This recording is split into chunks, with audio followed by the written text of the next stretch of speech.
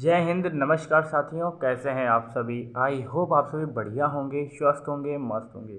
दोस्तों, जैसा कि आप सभी को पहले से ही ज्ञात है, आज हम सीखने वाले हैं कक्षा 12 गणित पाठ्यक्रम परिचय, जिसमें चैप्टर 1 को आज हम कवर करेंगे, क्योंकि यहाँ से कम आपके 6 नंबर के क्वेश्चंस पूछे जाते हैं, जो कि हमने कल सिलेबस भी डिस्कस किया था। अगर आपने सिलेबस नहीं देखा है तो लिंक डिस्क्रिप्शन में दे दिया जाएगा, आप वहाँ से जाकर सिलेबस को देख सकते हैं, समझ सकते हैं।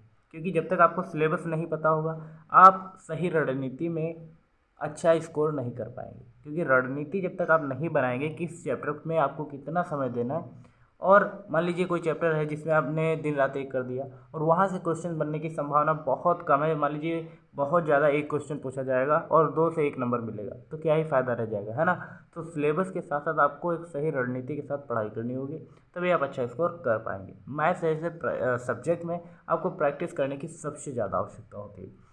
क्या आज के चैप्टर में हम पढ़ेंगे, सबसे पहले वो देख लेते हैं, ठीक है। यहाँ पर हम चैप्टर 1 संबंध एवं फलन इसको कवर कर रहे होंगे, जिसमें हम कुछ बेसिक चीज़ें जानेंगे।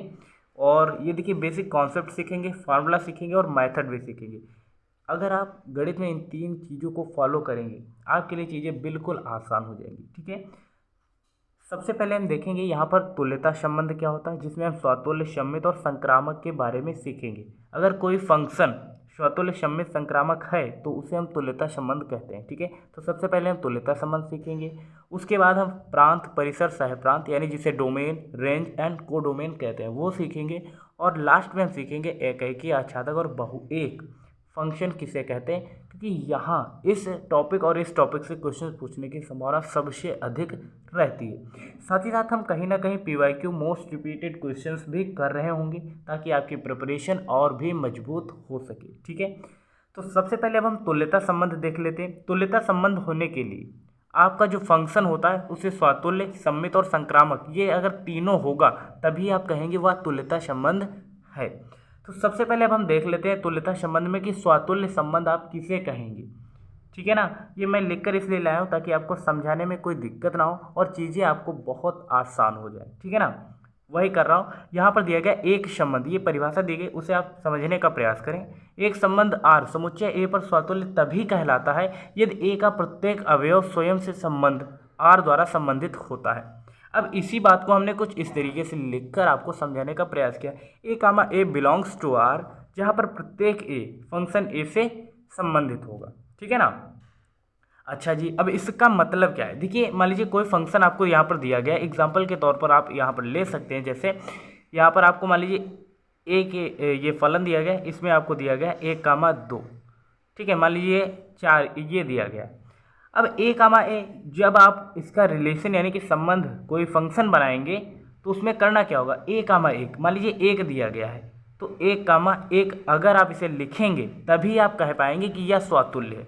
तो जो फलन A में दिए गए हैं ये एलिमेंट्स 1, 2, 4, तो इनका जब हम संबंध बनाएंगे तो स्वयं के साथ बनाएंगे। जैसे A है तो 1 का 1 के साथ हो जाएगा, ठीक है ना। उसके बाद 2 दिया गया है तो 2 का 2 के साथ हो जाएगा, क्योंकि यहाँ पर स्वतुल्य होने के लिए ये कंडीशन दी गई है, आप उसे फॉलो करिए। उसके बाद 4 दिया गया है तो हम 4, ठीक है। इस तरीके से अगर आप लिखेंगे तो वह संबंध आपका स्वतुल्य संबंध कहलाता है। यहाँ पर जो फंक्शन में दिया जाएगा, ये फंक्शन जो दिया जाएगा उसको आपको याद रखना है कि A में दिया क्या गया है, 1, 2, 4 दिया गया है, तो जो रिलेशन बनकर आएगा स्वतुल्य के लिए तो 1, 2, और 4, यही आपका कंडीशन वो होगी जब आप कह पाएंगे कि यह संबंध जो है वह स्वतुल्य है या नहीं, ठीक है। तो आप कह सकते हैं इसे या स्वतुल्य। जैसे एक एग्जांपल यहाँ पर ये दिया गया 1, 2, 3, ठीक है। और R में आप देख पा रहे होंगे 1 दिया गया तो 1, 2 दिया गया, 2, 3 दिया गया और 3, यानी कि यह संबंध भी स्वतुल्य संबंध है। सेम पैटर्न पर आपको बताना है कि 1, 2 दिया गया, इसका स्वतुल्य संबंध क्या होगा, ठीक है। यहाँ पर आपको बताना है, ठीक है। आई होप आप सभी इस चीज़ को कनेक्ट कर पा रहे होंगे और समझ पा रहे होंगे। अब हम देख लेते हैं सममित संबंध होता क्या है। सममित संबंध के पहले हम डेफिनेशन देख लेते हैं। दिया गया एक संबंध R समुच्चय A पर सममित संबंध तभी कहलाता है यदि A, बिलोंग्स टू R और B, बिलोंग्स टू R, और यहाँ पर A, जो होता है वो फंक्शन A से संबंधित है। अब इस बात का मतलब क्या है। मान लीजिए आपके पास एक फंक्शन ये दिया गया है, अब उसके बाद रिलेशन आपको क्या यहाँ पर दिया गया, 1, 1, 2, 2, 3, 3, 1, 2, 2, 1, 3, 1, 3 और 3, 1 ये दिया गया। अब आपको पता लगाना है कि यह सममित है तो कैसे है। उसके लिए कंडीशन ये आपको फॉलो करनी है, A, B belongs to R. अच्छा मान लीजिए हमने A बराबर यहाँ पर हमने मान लिया 1 और B बराबर मान लिया 2, तो A, B का मतलब क्या होगा, A, B का मतलब यही तो होगा ना, 1, 2 और B, A का मतलब क्या होगा, 2, 1 यही होगा ना। तो सेम पैटर्न पर आपको यहाँ पर देखना है। देखिए स्वतुल्य के लिए अभी आपने देखा था कि 1, 1 ये यहाँ पर जो भी दिया जाए अगर इन तीनों का स्वयं के साथ संबंध इसमें दिया गया है तो वो तो स्वतुल्य हो जाएगा। तो ये तो स्वतुल्य के लिए हो गया, तो हमें इसे देखना ही नहीं है। अब हमें देखना क्या है, जो बचा मान लीजिए ये है 1, 2, अब 1, 2 दिया गया तो 2, 1 दिया गया, यानी कि A, B और B, A सेम पैटर्न पर है ना। ये मान लीजिए यहाँ पर जो 1 दिया गया इसे आप मान लीजिए A और जो B दिया गया है मान लीजिए ये जो B दिया गया है यहाँ पर वो 2 है। अब सेम पैटर्न पर आप यहाँ पर देख पा रहे होंगे, जो B दिया गया है वो यहाँ पर A बन गया और यहाँ पर जो A दिया गया था वो यहाँ पर B बन गया, यानी कि A, B और ये A, B यानी कि A, B और B, A यानी कि दोनों के एलिमेंट्स आपस में बदल गए, है ना। पहले A का मान 1 था और यहाँ पर A का मान B हो गया, यानी कि 2 हो गया। सिंपल सी बात, वही यहाँ पर दिया गया 1, 3 और यहाँ पर दिया गया 3, 1, यानी कि ये भी संबंध क्या है, सममित संबंध है। अब आपके मन में क्यूरियोसिटी चल रही होगी कि सर क्या इनको छोड़कर अगर ये एलिमेंट्स दिए गए तो क्या हम तब भी कह पाएंगे ये सममित संबंध है। आपको मान लीजिए इसे देखना ही नहीं है, ये दिया गया या नहीं दिया गया इसका कोई मतलब ही नहीं, हम कह पाएंगे ये सममित संबंध है। सेम पैटर्न पर मान लीजिए 2, 1 और 1, 2 दिया गया, क्या यह एक सममित संबंध है। देखते हैं, देखिए यहाँ पर A का मान दिया गया है 2 और यहाँ पर B का मान दिया गया 1, ठीक है। अब यहाँ पर आप देख पा रहे होंगे B का मान हो गया A और A का मान हो गया B, यानी कि 1 का मान, इसे आप क्या सकते हैं A, B और B, A इसे लिख सकते हैं। कहने का मतलब तो यही दिया गया है ना यहाँ पर, अर्थात ये भी क्या होगा, सममित संबंध होगा, ठीक है ना। उसके बाद अब हम बात कर लेते हैं संक्रामक संबंध। अब ये क्या होता है, इसकी डेफिनेशन यहाँ पर दी गई, एक संबंध R समुच्चय A पर तभी संक्रामक होता है जब A, B का संबंध R से हो, B, C का संबंध R से हो और A, C का संबंध भी R से हो, और जहाँ पर प्रत्येक A, B और C ये बिलोंग्स टू A हो। इसका मतलब होता है बिलोंग्स टू, इसका मतलब क्या होता है, बिलोंग्स टू। ये तो आपने 11th में ही पढ़ा होगा ना, ठीक है। अच्छा जी, अब यहाँ पर बात कर लेते हैं, यहाँ पर एक एग्जाम्पल दिया गया A बराबर 1, 2, 3 और 4। अब आपको बताना है क्या यह एक संक्रामक संबंध है। संक्रामक संबंध के लिए ये फाइंड आउट करना होगा, A, B R से संबंधित होना चाहिए, B, C भी R से संबंधित होना चाहिए और A, C भी R से संबंधित होना चाहिए। जैसे 1, 1, 2, 2, 3, 3 इसे तो देखना ही नहीं, 4, 4 ये मान लीजिए पार्ट अगर दिया गया है तो स्वतुल्य के लिए होता है। और संक्रामक के लिए क्या होगा, A,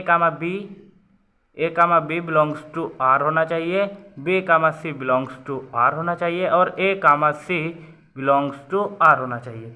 अब A, C के लिए आप करेंगे क्या, पहले A, B देखेंगे। मान लीजिए 3, 4 दिया गया, ये A, B हो गया मान लीजिए। उसके बाद 4, ये 2 दिया गया तो मान लिया ये क्या हो गया, B, तो B की जगह पर 4 दिया था यानी कि ये B हो गया और 2 तो नया एलिमेंट से मान लीजिए ये C होगा। अब A, B और B, C चल रहा है ना अभी। अब आपको देखना है A, C R में है क्या। A का मान कितना दिया गया, 3, हाँ तो ये A हो गया और B का मान यहाँ पर क्या दिया गया था, 4 और C का मान यहाँ पर 2 है तो ये C, यानी कि A, B, B, C और A, C है ना, ये सभी क्या है, R में संबंधित है। अतः यह क्या हो जाएगा, संक्रामक संबंध हो जाएगा। हो सकता है ये आपके लिए थोड़ा सा कठिन हो, बट इतना भी कठिन नहीं कि आप समझ ना सके। बार बार वीडियो देखें जब तक आपको समझ में ना आए।